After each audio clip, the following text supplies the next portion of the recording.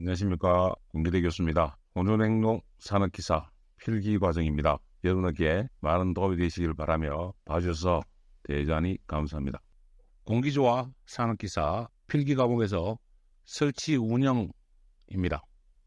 설치 운영은 20문제 중 10문제가 배치되고 범위는 굉장히 넓은 편입니다. 배관재료, 공작, 급수설비, 급탕설비, 난방설비, 배수통기설비, 가스설비, 압축공기설비, 설비적산, 설계도면 작성 외에 공기조화나 행동에서 나올 배관에 관한 문제들이 별도로 출제된 부분에서 기출문제를 풀어드리도록 하겠습니다. 특히 배관재료는 본문 내용이 좀 짧으므로 배관 기능장 수준의 내용을 여러분의 실력을 향상하기 위해서 첨언으로 설명을 더 해드리도록 하겠습니다. 배관재료에서 관건의 종류와 용도 살펴보도록 하겠습니다. 케이스 명칭 및 규격으로 빚는 부분, 약한 영어 기호와 한글명을 기억을 하셔야 됩니다. SPP,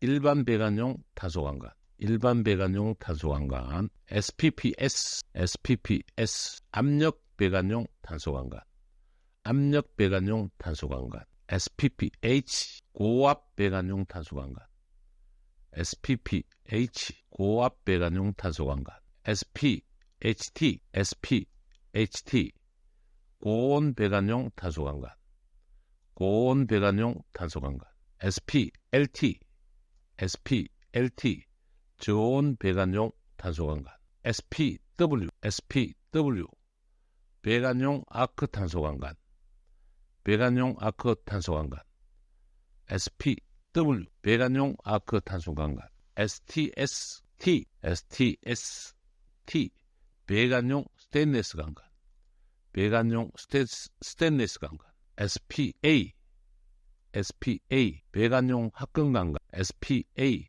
배관용 합금관관. 명칭 및 규격을 이해하는 방법을 말씀드리겠습니다.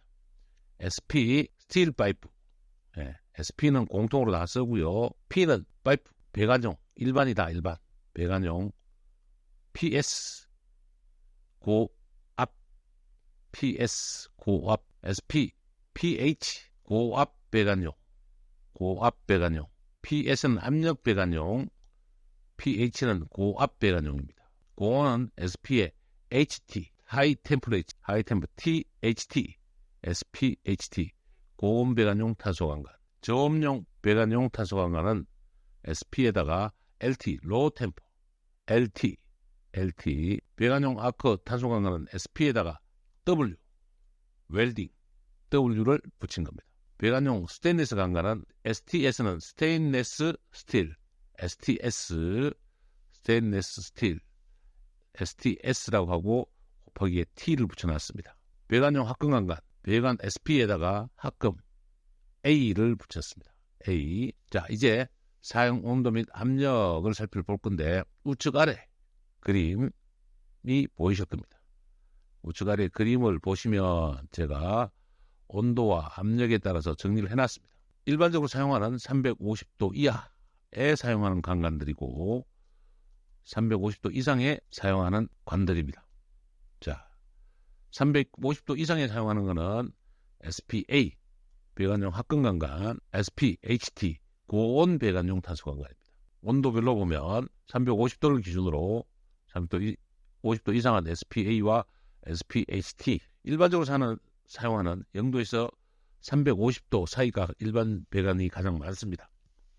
근데 압력에 따라서 10kg 이하는 일반 배관용 SPP, SPW 이런 것들이 10kg 이하에서 우리가 SPW를 쓴다. 배관용 탄소관관과 SPW는 10kg 이하 0도시에서 350도까지, SPPS는 10에서 100kg, 10에서 100kg까지 0에서 350도 사이를 쓰는 것입니다.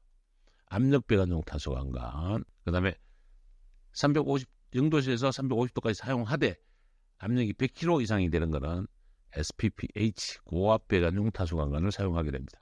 0도씨 이하로 사용하는 것은 저온 배관용 탄소관관, 0도씨 이하는 저온용 배관용 탄소관관, 배관용 스테인리스 강간은 10kg 이상 사용할 때 STS, 거의 광범위한 곳에 쓰입니다. 10kg 이하에도 사용을 하고요. 10kg 이상에도 사용하고 0도 이하에도 사용하고 350도까지도 충분히 쓸 수 있는 게 배관용 스테인리스 강간입니다.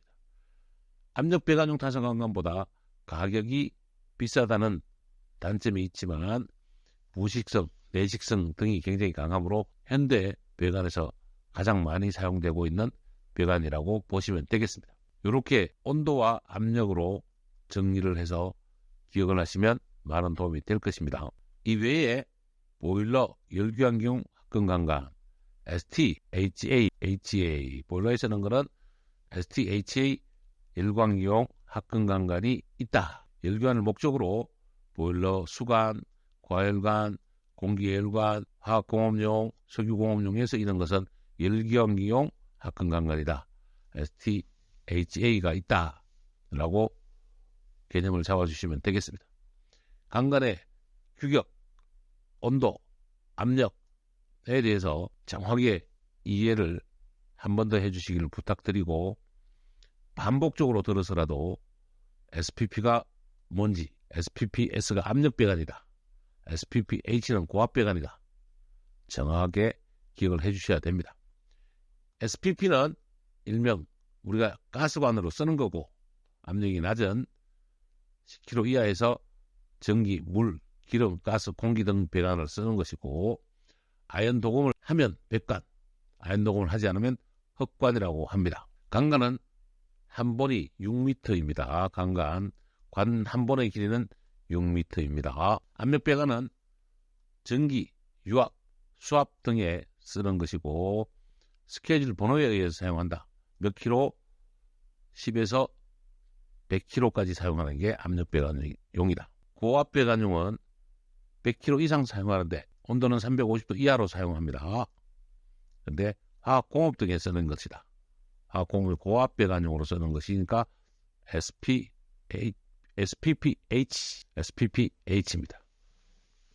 고온 배관용 탄소 강간은 SPHT, 과열 전기를 사용하는 고온 배관용으로 호칭하는 것이므로 고온 배관용은 과열 전기를 사용할 때 350도 이상의 보일러 과열 전기를 사용할 때 쓰는 것이 SPHT다. 일반 강간이나 PVC 등은 저온치성, 저온에 가면 깨지는 성질이 있으므로 저온용 배관 탄소 강간을 해서 석유화학공업, LPG, LNGP 저장 탱크에 사용하는 강간 등은 저온용 탄소 강간을 사용합니다. 배관용 아크 용접 강간은 배관을 인발이 아닌 용접으로 두 개를 평면을 용접으로 말고 말린 부분을 용접으로 해서 만드는 간을 배관용 아크 용접 탄소 강간이라고 합니다. 압력은 10kg 이하에 사용하고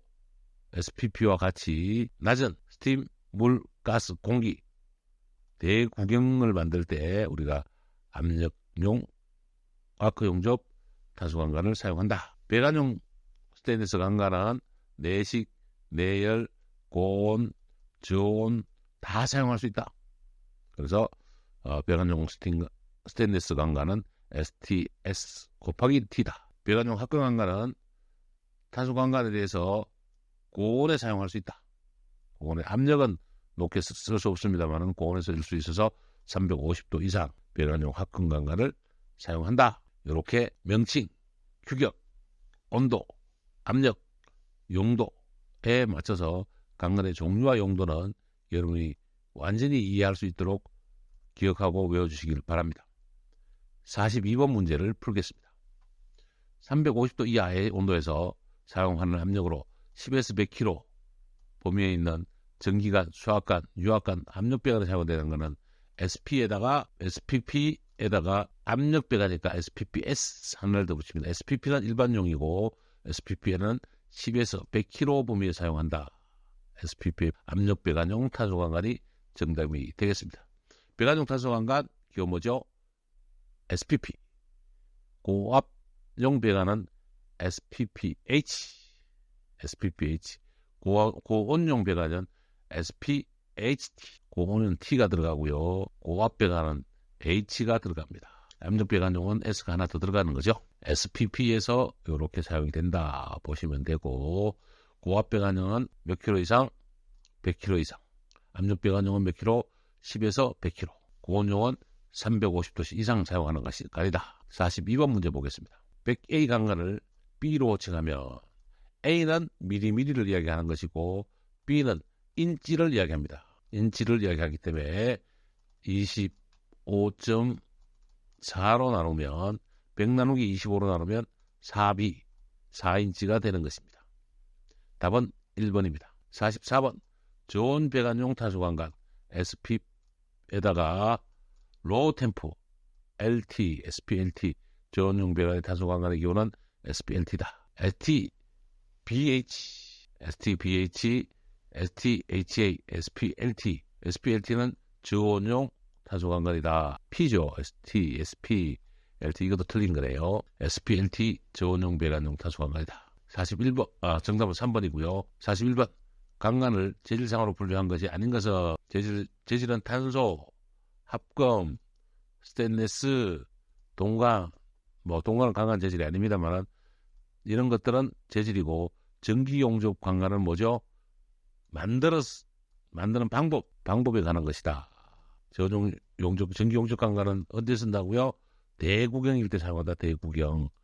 언제 쓴다? 대구경일 때 쓰는 것이다.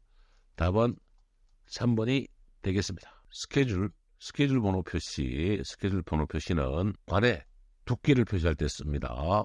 관의 두께를 표시합니다. ppH 압력배관용 탄소강간, 고압배관용 탄소강간 등의 스케줄 번호를 넣어서 관의 두께를 표시하는 건데, 스케줄 남바는 허용응력분의 사용압력입니다. 허용압력분의 사용압력 곱하기 10을 곱해서 스케줄 남바를 정하는데요. 스케줄 남바는 인장강도로 나타내면 4분의 인장강도 분의 사용압력으로 나타내서 10 이렇게 쓸 수도 있습니다. 인장강도가 문제로 나올 수도 있기 때문에 안전율을 4를 넣습니다. 우리가 통상 10kg를 쓴다면 40kg까지는 기본적으로 견딜 수 있게 하고 거기에 스케줄 남바를 넣는다는 얘기죠. 안전율이 얼마다? 4를 넣는다.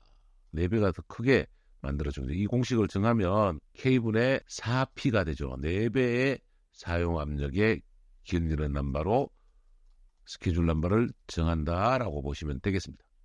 공식으로 물어보는 계산식이 자주 출제되는 범위입니다. 배관 선택시 고려사항은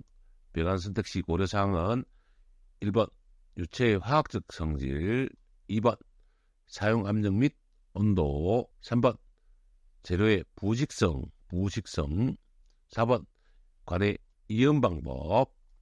배관 재료 선택시 고려사항은 화학적 성질과 압력 및 온도, 부식성, 이연 방법에 따라서 배관을 선택한다. 특히 사용 압력에 따라서 선택을 할 때는 스케줄 남바를 고려해야 된다. 스케줄 남바는 허용응력분의 사용 압력이다. 곱하기 10이 스케줄 남바를 정하는 것이다. 라고 기억하고 이해를 해주시기 바랍니다. 관 종류 중 강관의 특징만 살펴보고 강간의 여러 제작 방법 등 성격에 대해서는 별도로 강의해 드리도록 하겠습니다. 강관은 연관 추출배에서 가볍고 인장 강도가 크다. 가볍다, 인장 강도가 크다. 인장 강도가 크다는 얘기는 질기다는 얘기입니다. 인장은 질기다는 얘기입니다. 관의 접합 방법이 용이하다. 관을 접합하는 것은 나사식 이염, 용접 이염과 플렌지 이염까지 같이 쓸 수 있습니다. 세 번째, 충격성 및 구조성이 크다. 인장 강도가 크다라는 성격과 같습니다.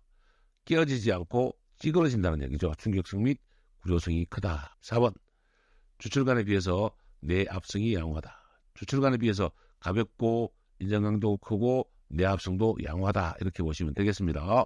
그래서 강간을 많이 사용하고 있다. 그러나 단점으로는 녹이 쓴다. 녹이 쓸면 누수가 생길 수 있다. 이렇게 판단을 해주시면 좋겠습니다.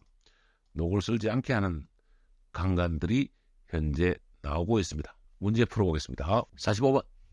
배관제로 선정 시 고려해야 될 사항으로 가장 먼 것은 방금 했던 거네요. 1번 화학적 성질, 2번 유체 온도와 압력, 온도 맞죠? 관의 이온 방법, 신축성은 고려해서 아주 심각한 사항은 아니다. 예.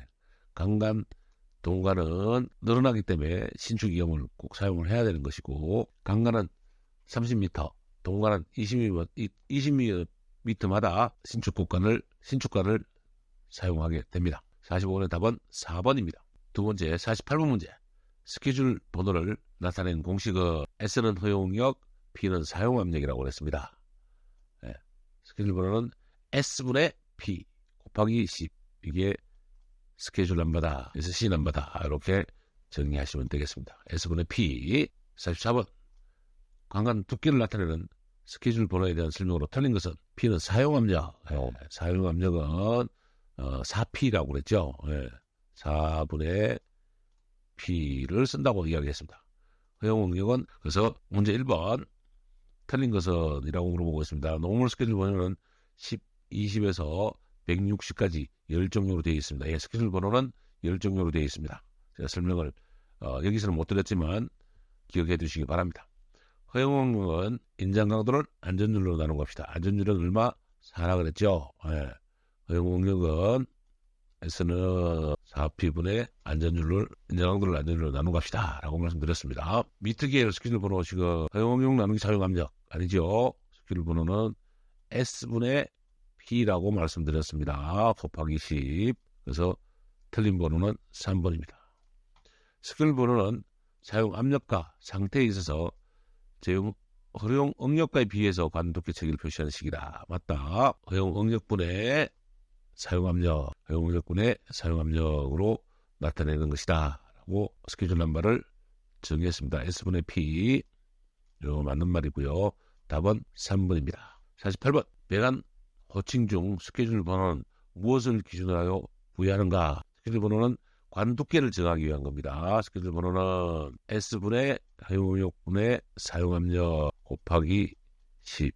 이걸로 관 두께를 정해서 견디는 힘을 더 많이 가져가려고 하는 거죠. 그래서 스케줄 번호가 크면 클수록 관 두께가 두꺼워진다.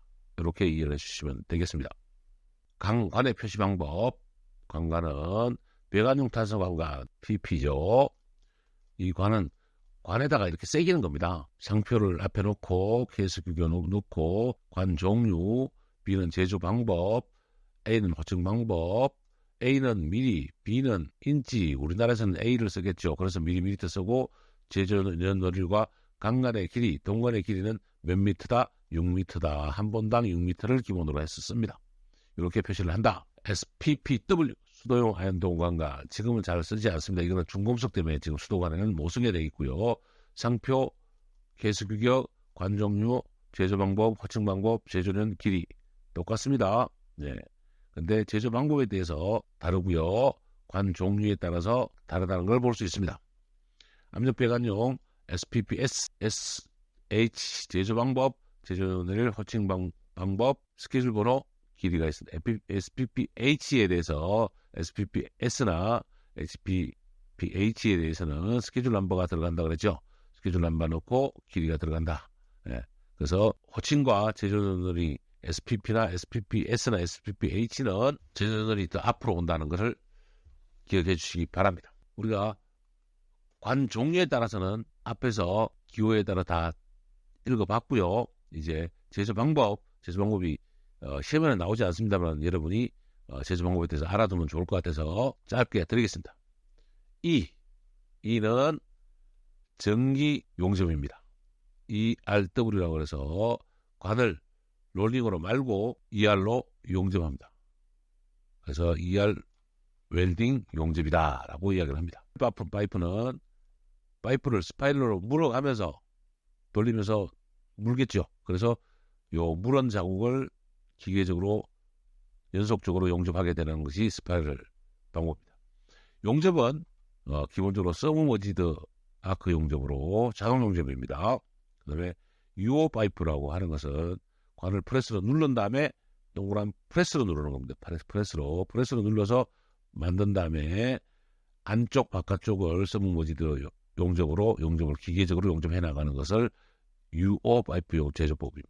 시임레스 제조법은 용접을 하면 용접 자국이 쭉 생기게 되는데 이 자국이 없이 파이프가 한 종류로 나오기 때문에 용접 부위에 부식이나 응적이나 이런 부분이 문제가 생길 수 있습니다. 용접 부위에 기람이 나올 수 있기 때문에 시임레스는 이런 기람이 없어지는 방법이고, 가열된 센 물을 가지고 기계에 집어넣어서 한쪽에다가 막대기를 굴리고 빼면 시임레스는 압출 방법이죠.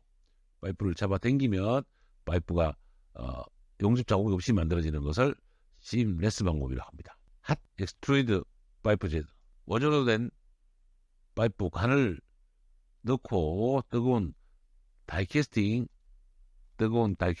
넣어서 이 안에 있는 이 파이프를 잡아서 좁은 골목을 빼내면, 압출하면 시임레스 파이프가 만들어지는 방법입니다. 똑같습니다. 웰딩 파이프 방법은 이 평판을 한 번 더 롤링해서 얇게 만든 다음에 포밍시켜서 성형을 해서 봇 웰딩으로 용접하고, 용접된 파이프를 한 번 더 줄이거나 키워서 관 규격에 맞게 뽑아내는 것을 봇 웰딩 파이프 방법이라고 합니다. 이쪽에 있는 방법은 성형이 된 다음에 용접을 하는 방법, 봇 웰딩은 용접한 다음에 성형하는 방법, 이렇게 차이가 있다고 보시면 되겠습니다. 관의 시방 및 제조 방법. 관은 시방은 화학적, 물리적, 기타 성질로 나눌 수 있고요.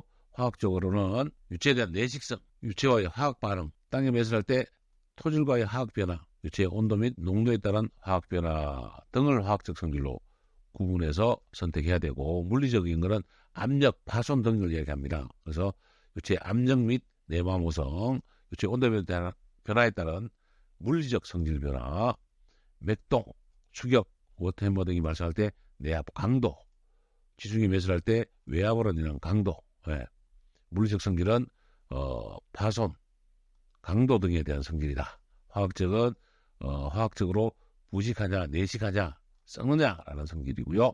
기타는 수종 문제, 이염가법, 사용기간에 대한 내구연에 대한 시방을 다룰 수 있도록 합니다. 관의 시방 중에서 스케줄 번호, 앞에서 우리 책에 있던 스케줄 번호를 한번 설명했지만 한 번 더 설명드립니다. 스케줄 번호는 파이프 두께의 체계, 파이프 두께의 체계를 표시한 겁니다. 스케줄 번호는 S분의 P, S분의 P, 허용 응력분의 P다.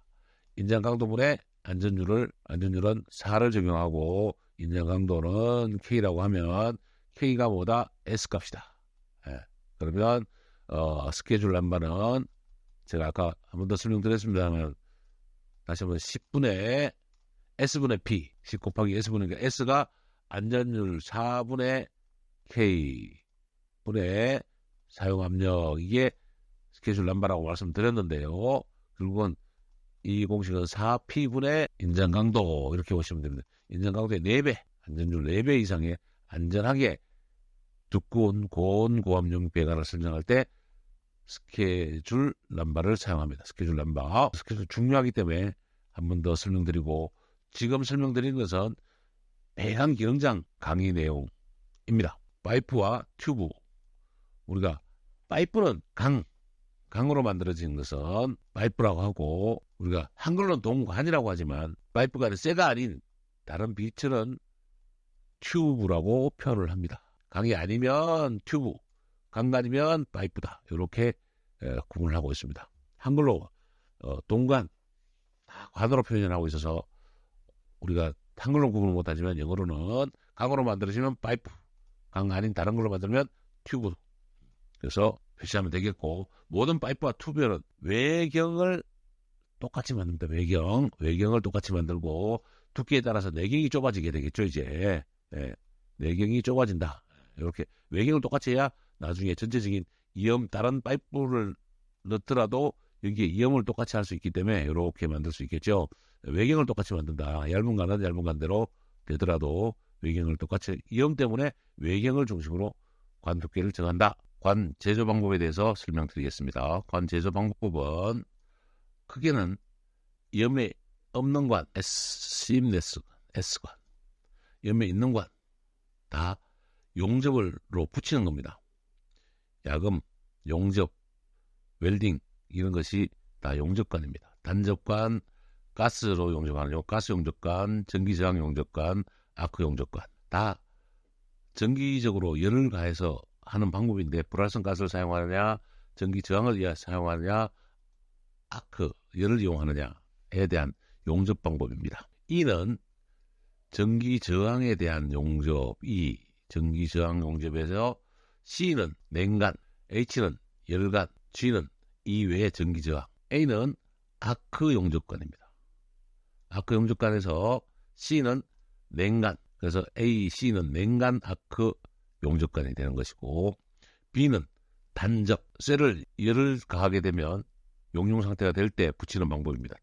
단접이죠. 그래서 B는 단접관, C는 냉간 단접 이렇게 정리되고, S는 뭐라 그랬죠? seamless, 연매 없는, H는 열간, C는 냉간. E는 전기저항 용접이고, E만 있으면 전기저항 용접이고, E-C는 냉간 전기저항, E-H는 열간 전기저항, E-G는 전기저항, A는 아크 용접관, A-C는 냉간 아크 용접관, B는 단접, B-C는 냉간 단접, S는 연매 없는 관이고, SH는 열간 seamless, SC는 냉간 연매 없는 관, 이렇게 구분을 하고 있습니다. 제조 방법에 대해서 기억을 해주시기 바랍니다. 강관의 특징, 종류, 용도에 대해서 설명하면 교재에 있는 것처럼 강관의 종류는 인장 강도가 크고 내충격성이 큽니다. 배관 작업이 용이합니다. 비철 금속에 비하여 경제적입니다. 그래도 가격이 쌉니다. 스텐이나 다른 관보다. 부식 발생이 쉬운 단점이 있습니다. 부식 발생하기 때문에 배관 수명이 짧습니다. 그러나 경제적이고 인장 강도가 크고 내충성이 크기 때문에 가장 많이 쓰는 강간의 종류입니다. 요즘은 이 부식성 때문에 라이닝 강간이 나오고 있다. 라이닝. 플라스틱으로 라이닝, 강간에다 라이닝을 해서 부식이 생기지 않게끔 하는 강간들이 많이 나오고 있어서 이 용접이나 이음은 강간처럼 하고 나머지는 라이닝, 내식 강한 재료들이 늘어나고 있는 추세입니다. 종류, 기호, 용도 특성에서 간략하게 빠르게 설명해 드리도록 하겠습니다. 배관용 타소강간은 뭐다? 배관용 타소강간이다. SPP는 뭐다? 배관용 타소강간이다. 가장 일반적인 단간이고 10kg 이하에 사용하고 350도 이하에 사용하고 헛간과 백간이 있다. 그냥 사용하면 백간, 헛간은 아연 도금이 된 것은 백관이라고 보시면 되겠습니다. 압력배관용 탄소강간, 압력배관용 탄소강간 350도 이하에 사용하고 10에서 100kg까지 사용한다. 스케줄 번호에 의해서 두께를 정하고 500mm까지 있습니다. 압력배관용 탄소강간은 기호가 뭐다? SPP, S다. SPP는 가장 기본적인고요. 일반 배관용 탄소강간이고 S는 압력배관용이다. 다음 고압배관용 탄소강간. 고압배관용 탄소강간은 SPP 같고요. 고압 하이. 그래서 H가 붙는다. SPP H. 350도씨 이하에서 100kg 이상. 고압배관용 탄소강간이고 호칭은 같고 스케줄 번호에 의해서 호칭을 하고 호칭 기름은 500ml까지 뽑아낸다. 네 번째, 고온배관용 탄소강간, 고온배관, SPP까지 가면 좋은데 하이 템퍼레처, HT, SPHT, 하이 템퍼레처 고온배관, 고온배관 SPHT다. 350도 이상에 사용하고 스케줄 남바로 사용을 하고 500ml 사용합니다. 350도 이상에 사용하는 배관은 고온배관용 탄소강간이다. SP에다가 고온이니까 HT, 하이 템퍼레처가 붙는다. 저온배관용 강간, 저온배관용 강간은 SP 똑같고요. 저온이니까 로우 템퍼레처, 저온 로우 템퍼레처가 붙는다. SPLT, 저온은 뭐다? SPLT다. 0도 이하, 0도씨 이하에 사용한다. 똑같이 스케줄 넘버에 따른다. 호칭 지름은 500ml까지 사용할 수 있다. 이제 배관용 아크 용접이죠. SP 똑같고요. W가 뭐죠? 웰딩 용접이다. SPW다. 용접용 탄소광간이 가장 많이 쓰이게 되고, 까마면 흑간, 아연 도금이 됐으면 백간, 하얀색, 은색이죠. 10kg 이하에 사용하고, 전기, 물, 기름, 가스, 공기 등에 사용하는 배관이라서 가장 많은 배관이 아크 용접용 탄소광간이고 SPW로 사용한다. W가 뭐다? 용접이다. 배관용 합금광간, 고온의 배관을 사용합니다. SPHT, 고온 배관용 탄소광간이 있습니다. SPHT가 하나 있고, 이거는 몇 도? 350도에 사용하는 거. 이거 특수할 때 화학 플랜트 도시에 사용하는 것이고, 그렇지 않고 100도가 넘어가거나 150도, 200도 정도에는 SPA, 합금용 광간을 사용한다. 고온에 사용합니다. 고온에 사용하고 스케줄 남바에 따르고요. 500까지 사용이 가능합니다. 그 다음에 배관용 스테인리스 강간, 배관용 스테인리스 강간은 STS 아닙니다.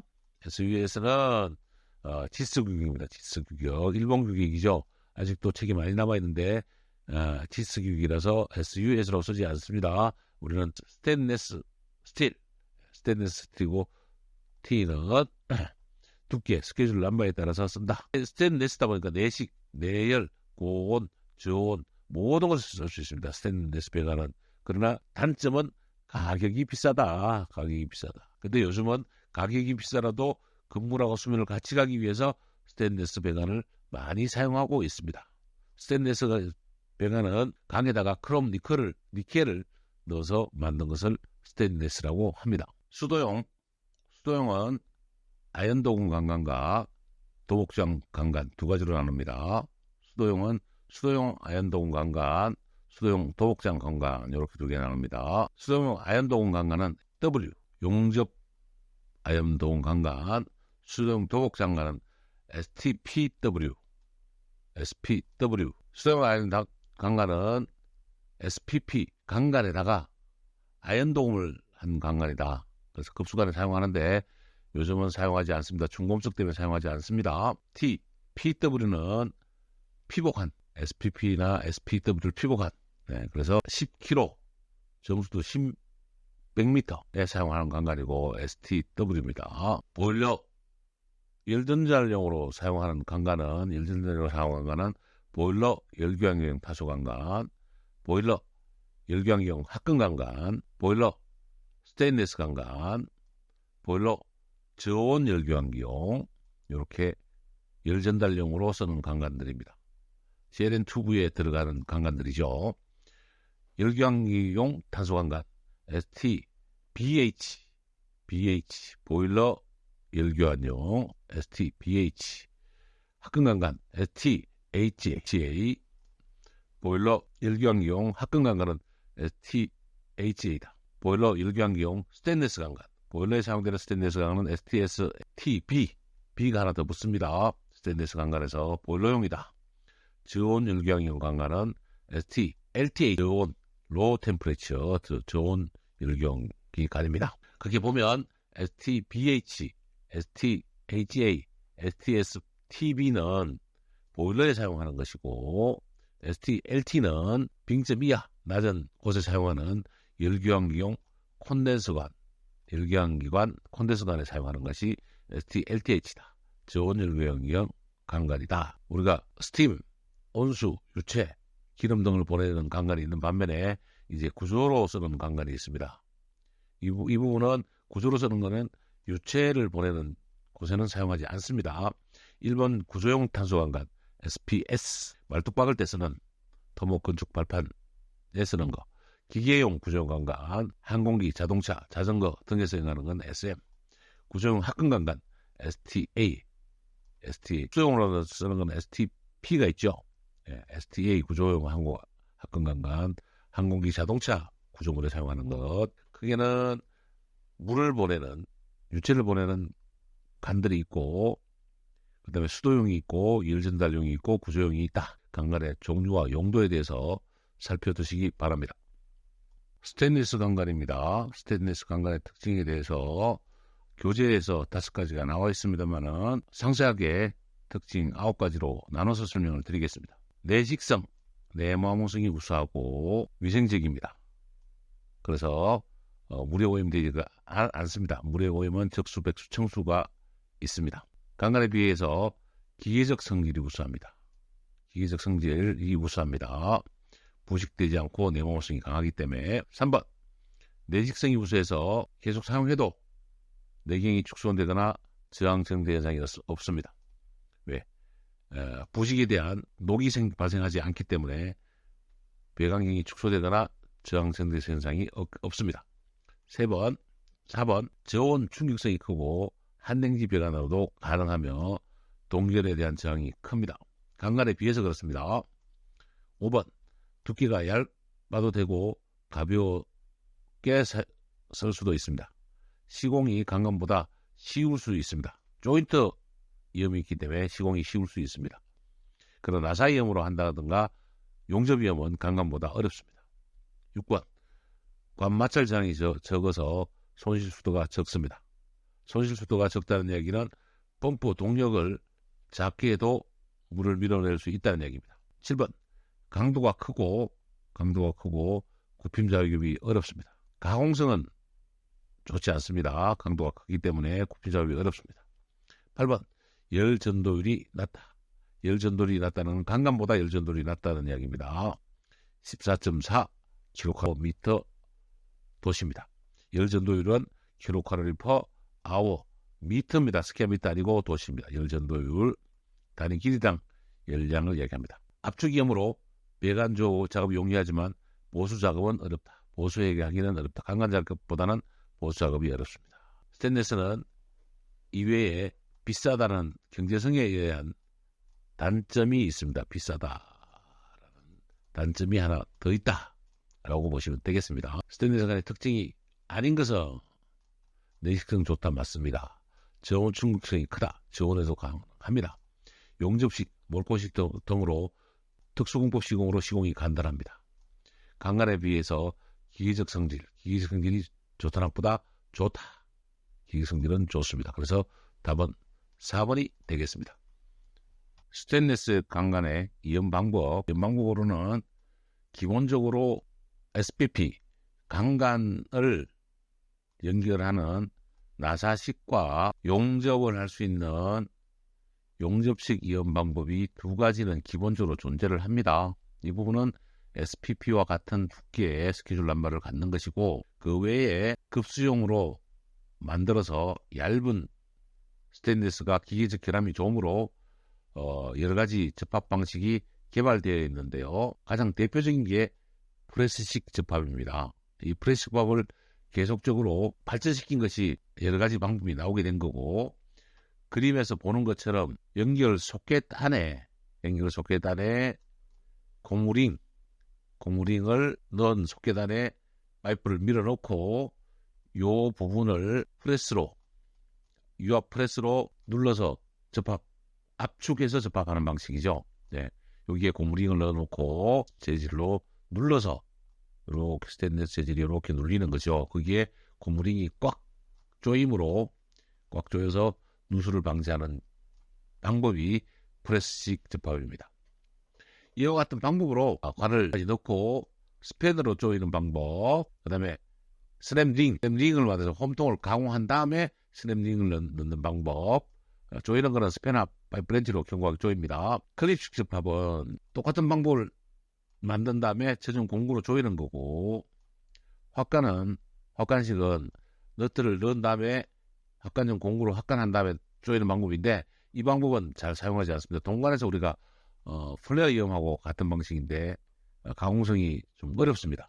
그다음에 신축 가공, 관에 너트가 오링을 넣어서 여러 가지를 조립해서 넣은 다음에 스패너로 조이는 방법, 신축 가동식 접합 방법이 있고, 일반적으로 용접 접합하는 플랜 접합이 있습니다. 아까 앞에서 설명드렸던 밸브 등을 만나게 되면 기본적으로는 티그 용접 접합을 하다가 만나게 되면 플랜지를 가공하게 되는 거죠. 플랜지 주위에 용접을 해서 끝낸 다음에 배관을 연결하는 플랜지 접합이 되겠습니다. 이러한 강간에서 우리가 보통 나사식은 50mm 이상은 65mm부터는 용접 접합을 하게 되는데, 이 아래 끝도 15mm도 용접 접합이 가능하다, 안 하다, 가능하다. 예, 그래서 엄밀하게는 용접은 15mm부터 아주 작은 감부터 큰 감까지 다 용접이 가능한 용접이고 용접 접합이고 나사식 이음만 50mm까지만 할 수 있다. 이게 나사식 접합이 되겠습니다. 8번 홈 그루브 조인트.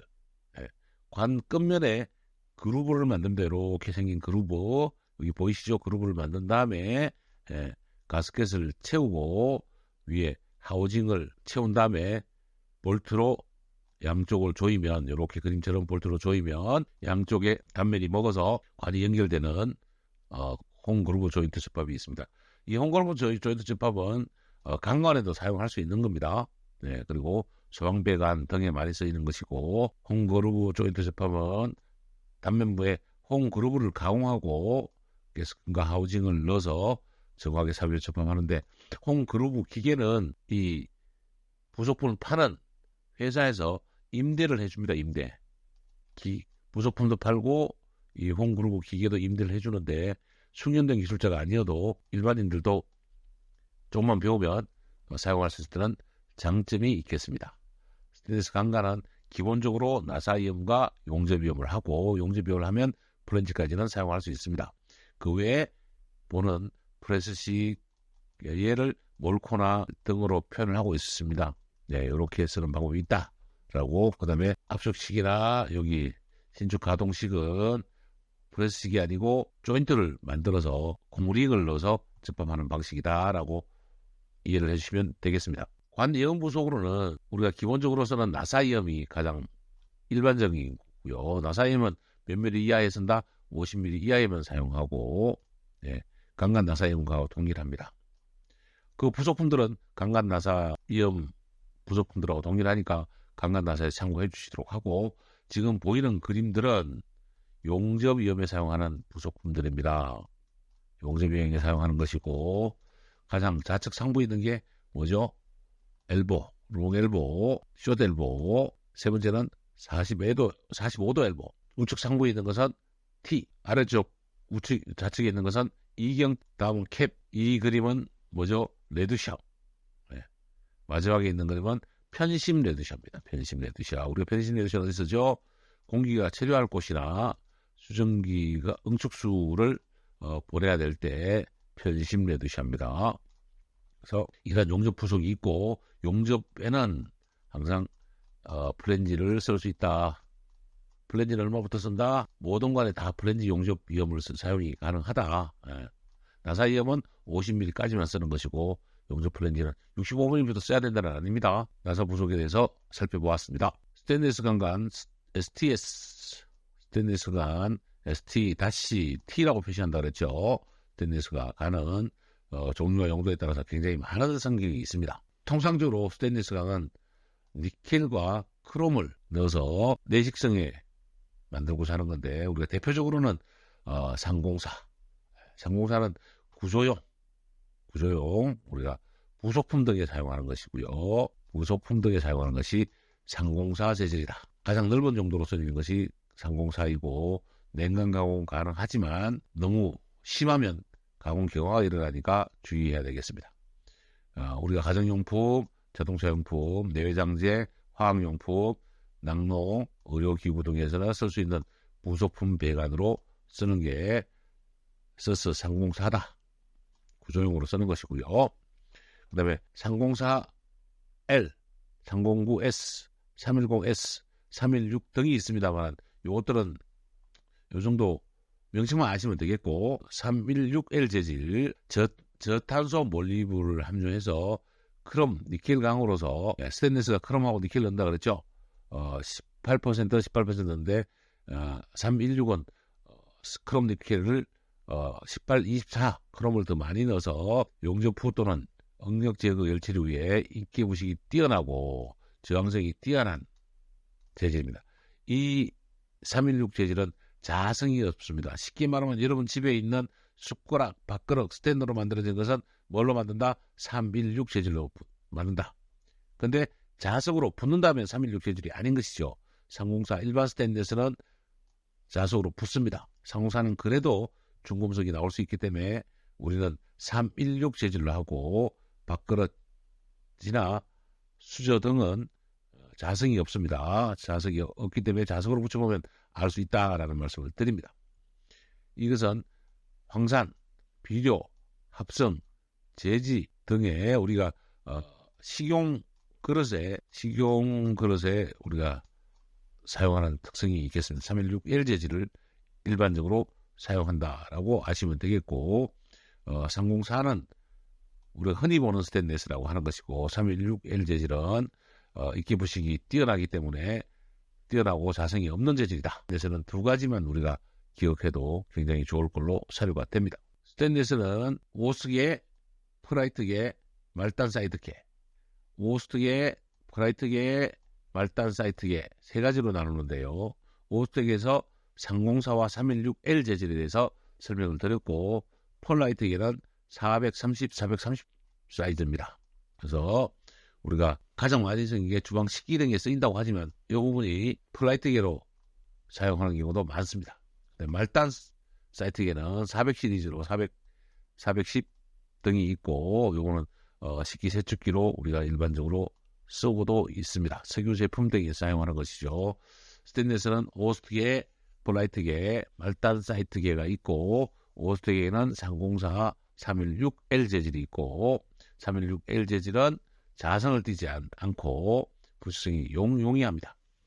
일반적으로 폴라이트계 430이 주방 식기 제품에 또한 사용이 된다라는 말씀을 드리고, 지금 보이는 것은 조인트 프레스 압착식입니다. 의 부속품들이죠. 엘보 등이 보이고, 소켓이 보이고, 직선으로 연결하는 소켓이 보이고, 분기를 하는 T가 보이고, 끝마감을 하는 캡이 보입니다. 수전 T가 보이고요. 여기는 암나사죠. 암나사 수전 T, 수전 엘보 보이고, 이쪽이 나사 부분이 되겠습니다. 수전 소켓이 보이고요. 이쪽이 나사 부분입니다. K 유니온, 레드샤, 아답터 엘보, 암 아답터 엘보, 그 다음에 아답터 소켓, 왜 나사 배관하고 연결하는 이 부분이 되고, 스텐 몰코 조인트 연결할 때 아답터를 사용하게 되는 거죠. 이런 부분은 M 아답터, F 아답터 이렇게 앞놈이죠. 이렇게 동관에서 이렇게 사용합니다. 그 다음에 플랜지 등이 있습니다. SR 플랜지 등이 있어서 이 부속품을 쓰는 거고, 앞에서 설명드렸습니다만은 몰코나 SR 조인트 등은 회사의 명칭이라고 보시면 되는데요. 여기 고무링을 넣은 다음에 바깥에 소켓에다가 배관을 끼운 다음에 바깥에서 프레스, 유압 프레스로 유압을 집어넣으면 프레스가 압력이 동작해서 눌러주게 되겠죠. 그래서 형상을 만들어내는 프레스 압박식이 있다는 말씀을 드립니다. 관 종류 중 추출관에 대해서 설명드립니다. 추출관입니다. 추출관은 센 물을 부어서 형틀에 넣어서 만드는 관입니다. 이 관은 내식성이 크고 두껍고 무거워서 무거운 면에 시공성이 어려운 단점이 하나 있고, 소매는 강한 장점이 있어서 요즘은 많이 만들지는 않고 고급 건물이나 등의 배수관으로 좀 사용하는 단계입니다. 추출관의 특징, 내압성 및 내마모성이 우수하다. 내마모성이 우수하다. 내압성은 좀 별로다. 내식성이 크다. 뭐에 비해서? 강간에 비해서 크다는 얘기입니다. 내식성이 커서 지하에 매설할 때 적합하다. 옛날에 지하에 매설하는 관은 다 추출관이었습니다만 지금은 지하에도 추출관을 매설하지 않습니다. 라이닝 강간을 많이 하죠. 내구성은 크나 충격에는 약합니다. 충격에는 약합니다. 깨진다는 얘기죠. 치성이 있다는 얘기입니다. 4번, 다른 배관에 비해서 압축 강도 크다. 인장에 약하다. 늘어나지 않는다는 얘기입니다. 늘어나지 않아서 잘 깨진다. 늘어나지 않기 때문에 잘 깨진다. 급수, 본관, 배수관, 오수관 등에 사용한다고 그랬지만 배수관, 오수관 등에 가장 많이 사용합니다. 배수관, 오수관에 가장 많이 사용하는데요. 대표적으로 추출가인 이염은 허브이염, 소켓이염이라고 하는 허브이염이 있고, 그 다음에 플랜지이염 두 가지가 있겠습니다. 대표적으로 이렇게 말씀을 드리고, 이염 주의에 따라서 다시 말씀을 드리겠습니다. 기본적으로 허브가 있는 추출관이 암허브, 수구, 그 다음에 추출관이 차구가 들어가고 난다면 클램프를 채우고 납물을 끓여서 여기다 붓게 됩니다. 물론 납이 비싸므로 안쪽에는 뭐를 넣는다? 야한을 합니다. 야한. 야한을 집어넣고 밖에는 납으로 넣어서 마무리는 클림프를 빼놓고 난 뒤에 마무리는 코킹을 합니다. 예, 물이 빠져나오지 못하도록 코킹을 해주는데요. 이 소켓이염은 급수용일 때는 납이 3분의 2 그러나 잘 사용하지 않습니다. 배수용일 때는 납이 3분의 1만 집어넣고 우리가 물만 새지 않으면 되니까 코킹 작업을 해서 사용하는 방법을 배수, 호수 간에 가장 많이 사용하는 소켓 방법이 되겠습니다.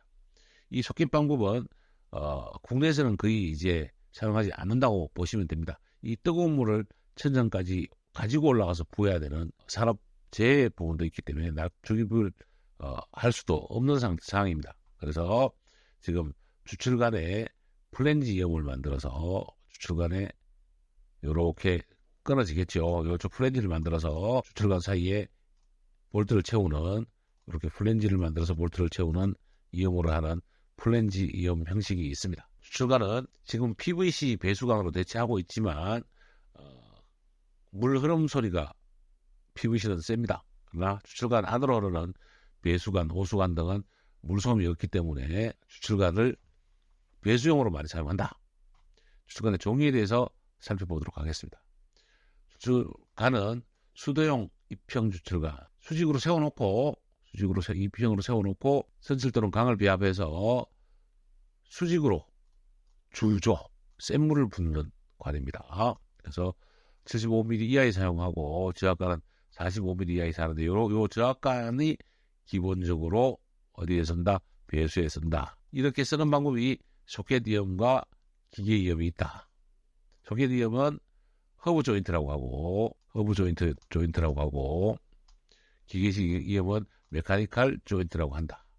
메카니컬 조인트는 요 소켓 안에 고무링을 하나 넣어야 된다는 얘기죠. 고무링을 넣고 소켓과 플랜지 이염으로 채택한 거고 기밀성이 양호하고 수중에서도 접합이 가능하고 외압에 대한 굽신성도 좀 있는 편입니다. 그리고 간단한 공구, 몽키로만 신속하게 이용할 수 있고 고압에 대한 저항은 크다라고 했는데 고압에 사용하지 않습니다. 저압에만 사용하지. 그리고 배수용으로만 사용한다. 이렇게 기억을 해주시면 좋겠습니다.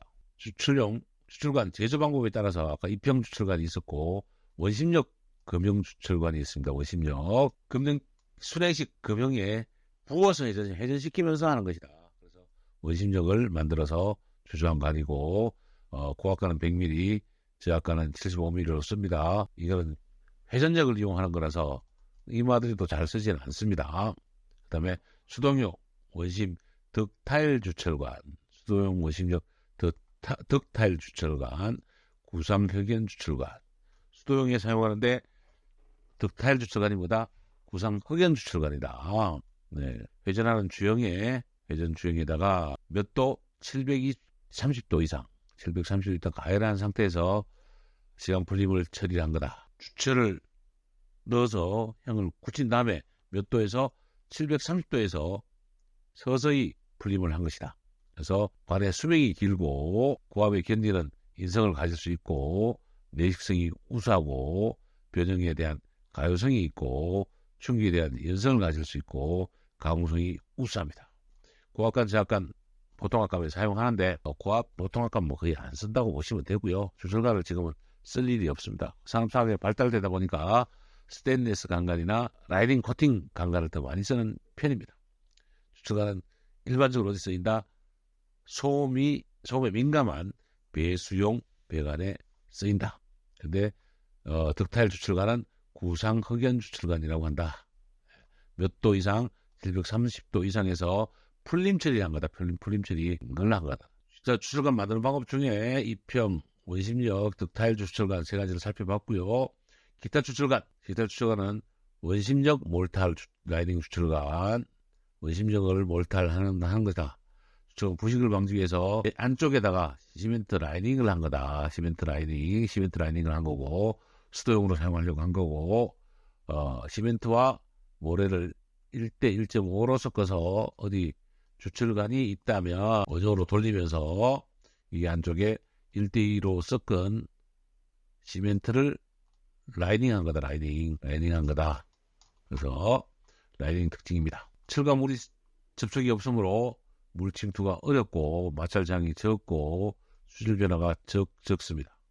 원심력 몰타르 라이딩 추출관이다. 추출관도 녹이 잘 쓴다, 안 쓴다. 강간에 비해서는 덜 쓴다. 그러나 녹은 기본적으로 쓴다.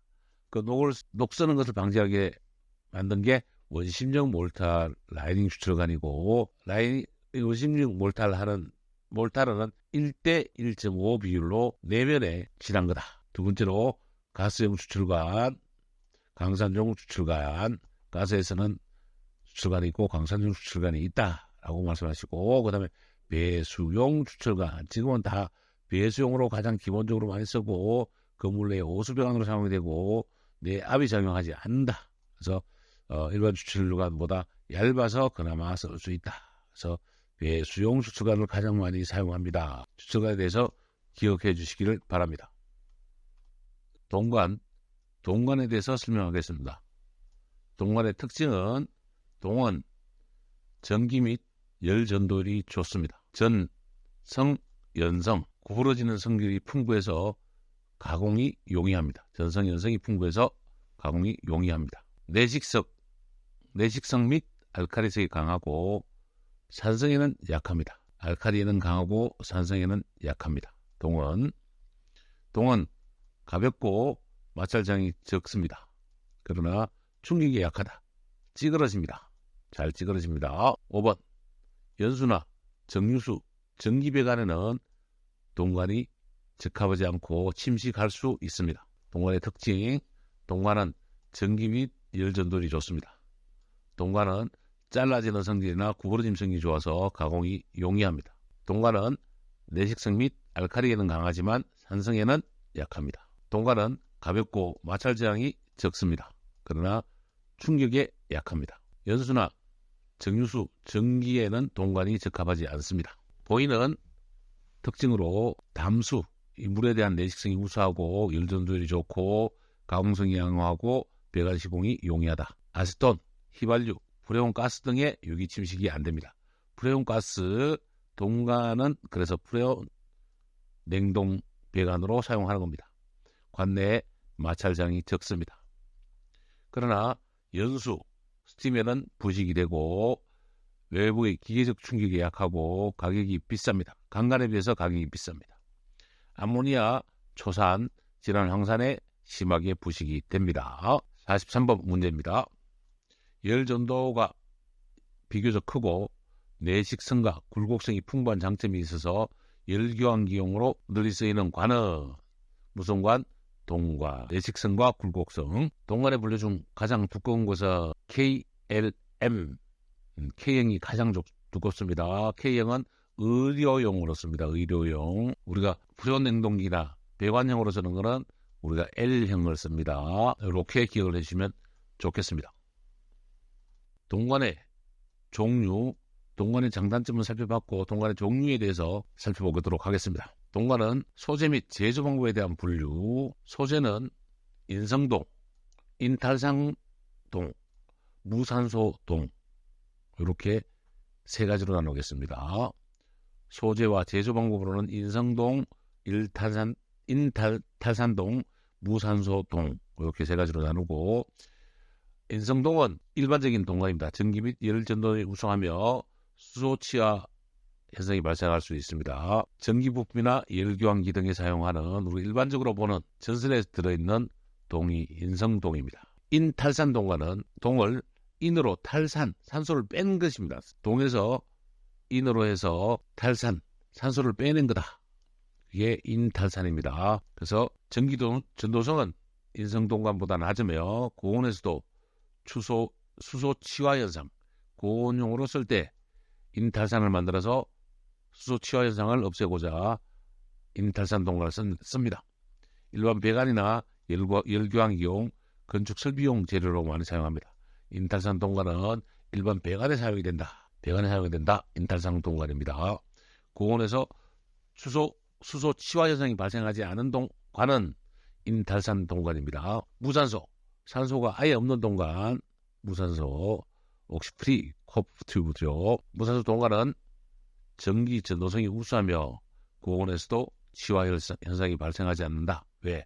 아예 산소가 없으니까 전기재료 화학고음용에 사용합니다. 동관 재질에 의해서 연질과 경질로 나눠지면 좋게 되겠습니다. 가장 크게는 연질은 잘 구부러지는 거고 경질은 잘 구부러지지 않는 겁니다. 그래서 연질은 가공 및 작업이 용이하며 상수도 가스배관을 사용합니다. 경질은 경도 및 강도에서 가장 강하며 건설자재로 사용합니다. 그 다음에 반연질, 반경질.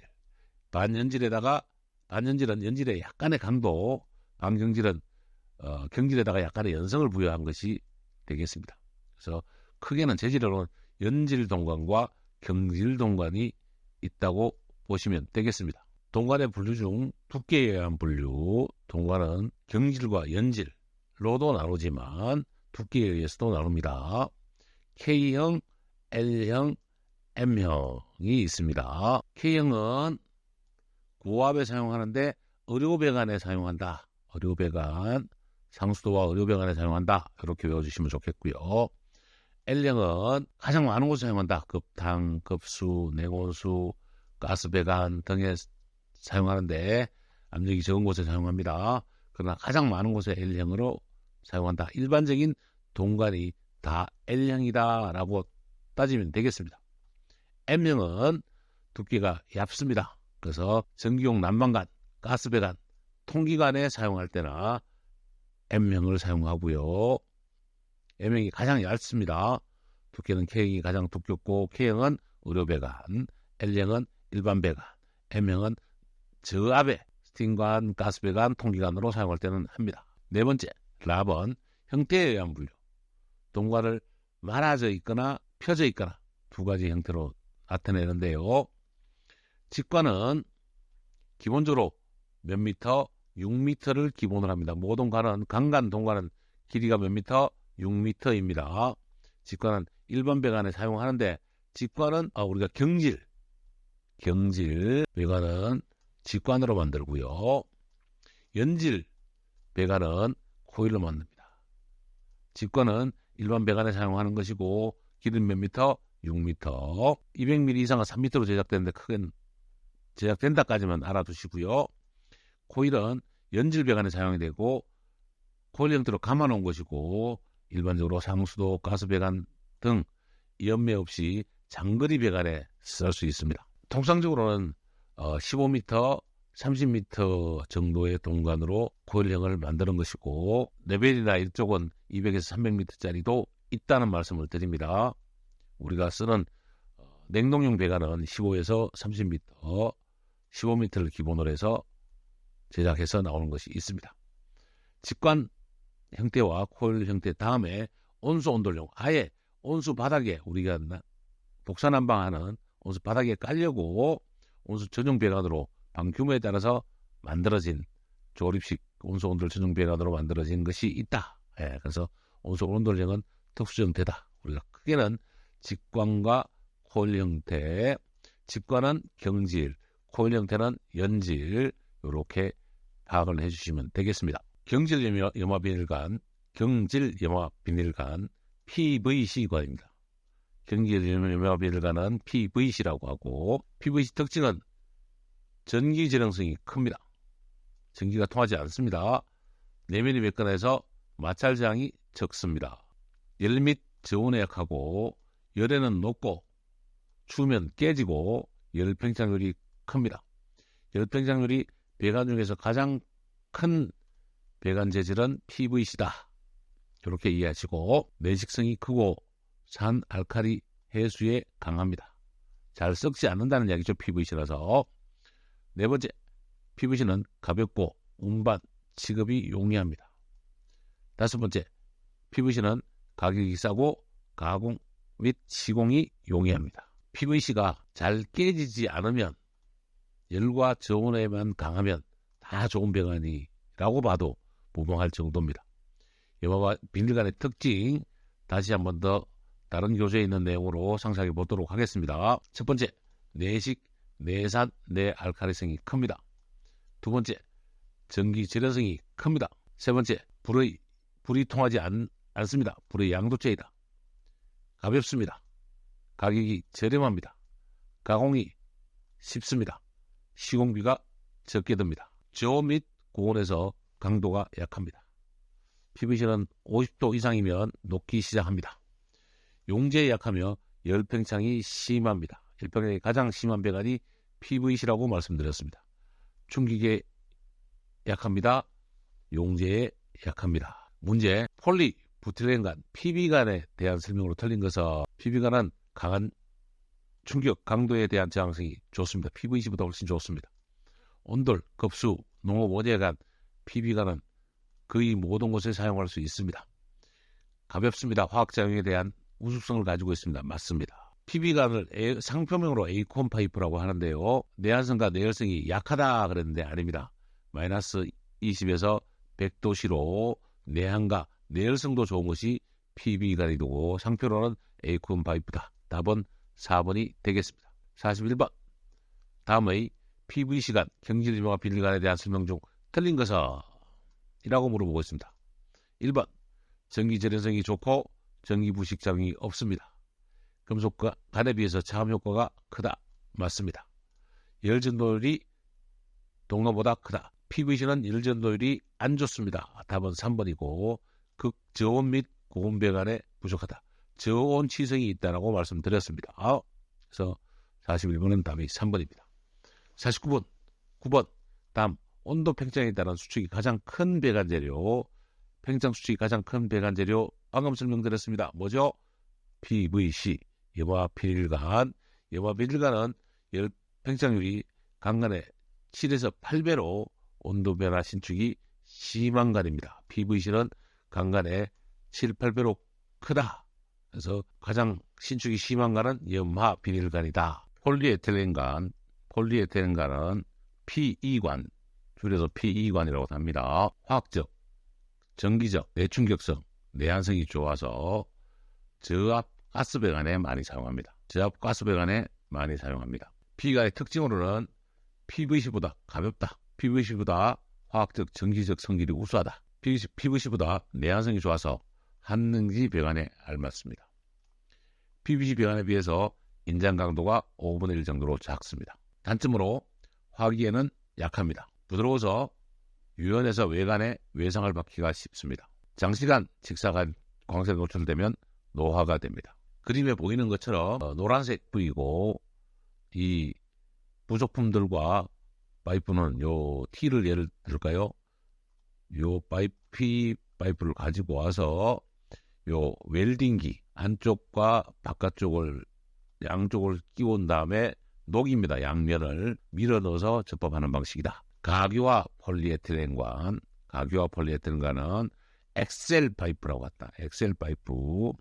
우리가 온도에 기본적으로 가장 많이 사용하고 있으나 100ml를 표준으로 롤로 제조합니다. 롤로 100ml를 한관으로 롤로 제조하고 우리가 온돌 파이프는 50m까지만 한다고 들었죠. 그래서 고밀도 폴리에틸렌 가교 성형 장치에서 가교와 폴리에틸렌관, 가교와 폴리에틸렌관, 엑셀관 몇 미터? 100m. 난방배관에 사용하나 급수관으로도 간이급수관으로 사용하는 것을 많이 볼 수 있습니다. 폴리부틸렌관, PB관이라고 합니다. 폴리부틸렌 PB관입니다. 특징으로는 얇고 가볍습니다. 시공이 간편합니다. 재사용도 가능합니다. 충격, 강도, 유연성, 온도, 화학작용에 대해서 저항성이 좋습니다. 그래서 많이 쓰게 되는 거죠. 세 번째, 유해물질의 농축이나 녹 발생에 대한 수질음이 없습니다. 그래서 위생적입니다. 위생적인 파이프가 PB관입니다. 사용 온도로는 마이너스 30도에서 110도, 마이너스 30도에서 110도, 내한성과 내열성이 우수해서 고온에서도 어느 정도 강도가 유지가 됩니다. 마번 특징으로는 나사 용접이용을 하지 않고 연결구에 삽입해서 오링에 의한 우리가 요 에어코니엄을 에이코니엄이라고 상표 상태로 명명을 하고 있습니다. 에이코니엄을 합니다. PB관은 무슨 이염을 한다? 에이코니엄을 합니다. 오존돌 난방배관도 하고 급수, 농업배관, 등에 많이 사용합니다. 관을 굽힐 때는 최소 굽힌 거리가 80cm, 굽힌 거 80cm, 최소는 20cm 이상을 해야 찌그러지지 않습니다. 20cm 이상. 그래서 PB관은 약간 회색이 먼저 나고 약간 노란색도 요즘은 나오고 있는 것 같습니다. 소켓이나 엘보 등을 보면 요 나사 형태로 돌리고 풀 수 있습니다.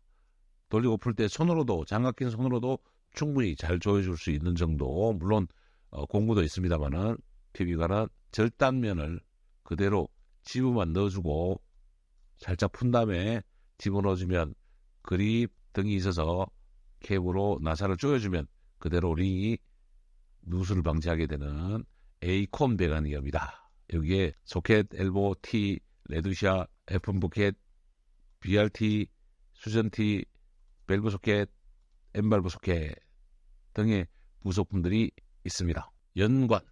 연관은 납으로 만든 거다. PB관.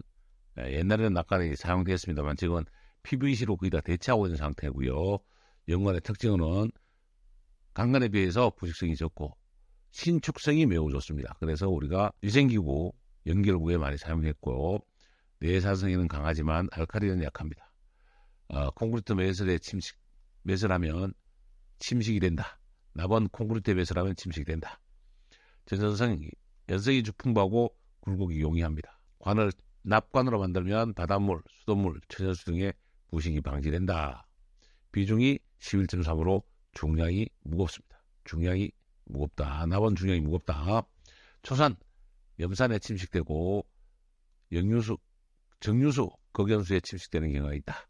초산, 염산, 극연수, 정유수 등에 침식되는 경향이 있다. 용도는 수도관, 배수관, 가스배관, 하업공업용배관 쓰는데 통상적으로는 기구배수관에 가장 많이 쓰이던 것이다.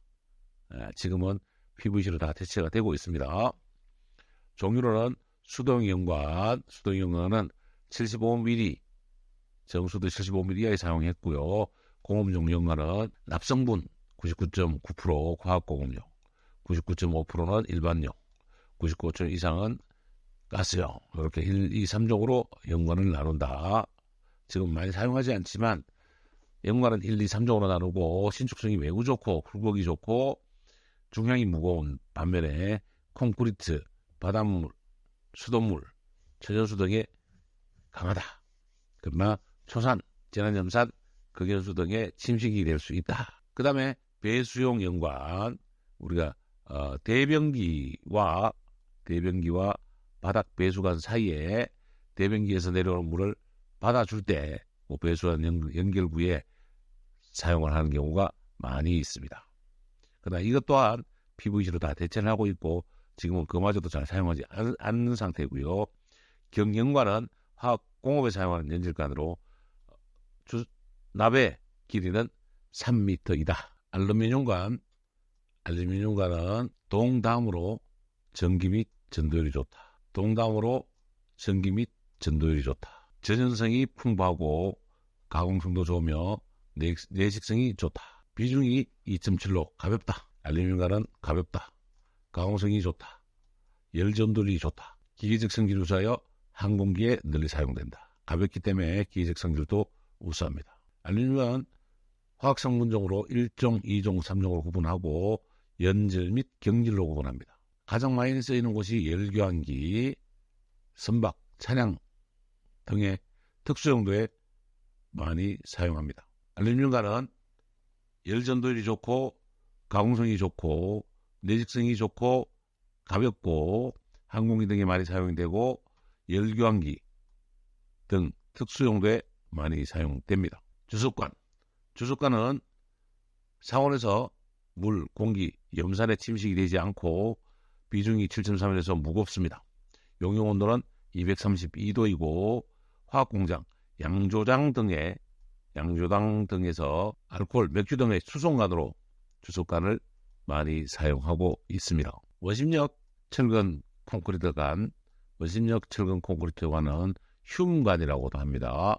원심력 철근 콘크리트관은 흉관, 철근 형틀에 콘크리트를 주입해서 고속으로 회전시키면 성형이 됩니다.